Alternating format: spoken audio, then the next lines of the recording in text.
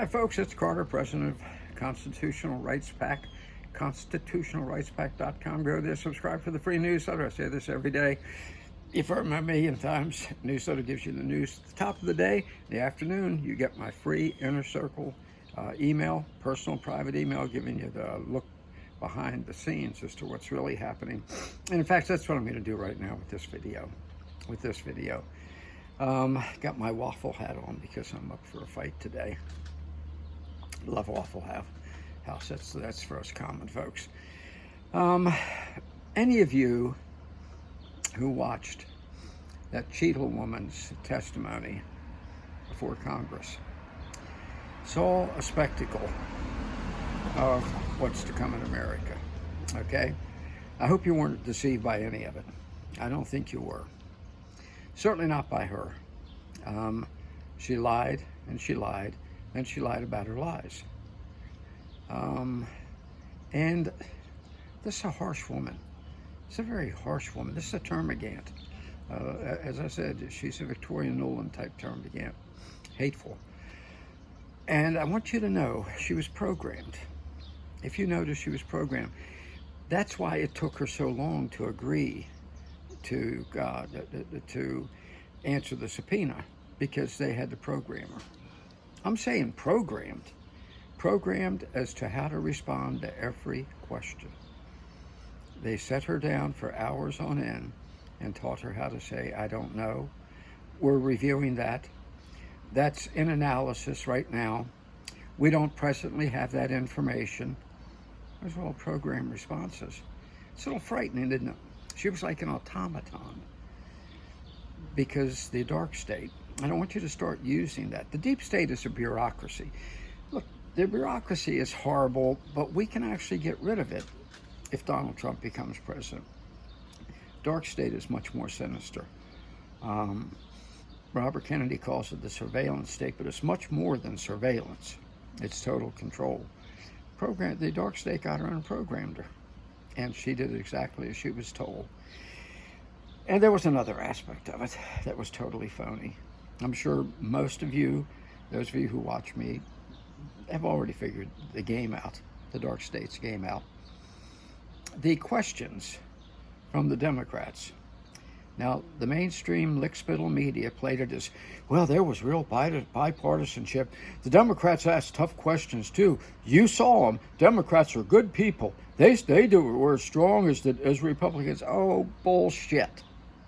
If you'll excuse the language, to quote Nancy Mace, she was wonderful. She was wonderful. When that chairman gavelled her, if I were her, I would have said, don't give me that bullshit. I'm sorry, I would have. About the Senate, the decorum we have in the House. What decorum?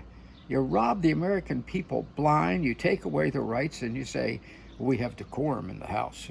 No, you don't. Stop it. It's a den of iniquity. But back to the Democrats. Making believe they were asking tough questions. That was all programmed. And Cheatle knew about it. Before she went to that hearing, she knew what her role was to be. She was to be the sacrificial lamb. Somebody had to ostensibly pay for the attempted assassination against President Trump that the dark state carried out. And they all got together with her. The Democrats said, okay, we're going to ask you this tough question. And okay, I'll ask you this tough question for one reason. So they could say it was bipartisan. And it gets worse. So from now on, when anybody says we need to get to the bottom of this, they can say, well, we did. We had a really tough hearing and she resigned. The person responsible resigned. No, the people responsible missed their shot and then took out the guy who missed the shot. And they're still out there. And they know what they did. And they'll do it again if necessary. She was nothing more than the sacrificial lamb, the scapegoat. So they can now say, well, we got to the bottom of it. She admitted she was wrong. It was her fault. No, she did what she was told to do, both at the attempted assassination site and in the hearing. But she was just a cog in the machine, in the dark state machine. That's all she was. But now the Democrats, because of their phony posturing at the hearing, can say we were tough and we did our part and we got to the bottom of it and she was forced to resign. That is a duplicity that is the hallmark of Washington. Worked there 40 years at the very highest level. I'm telling you what I've told you before. In Washington, nothing is as it appears to be.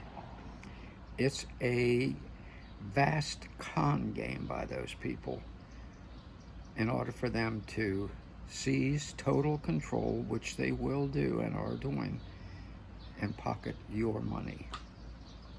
That's the whole game. So there you have it. Told you I was in the mood for a fight, and we just had it, didn't we? But we're going to keep fighting. I want you to keep fighting, because Kamala Harris is an existential threat. If she is elected, everything you have is gone.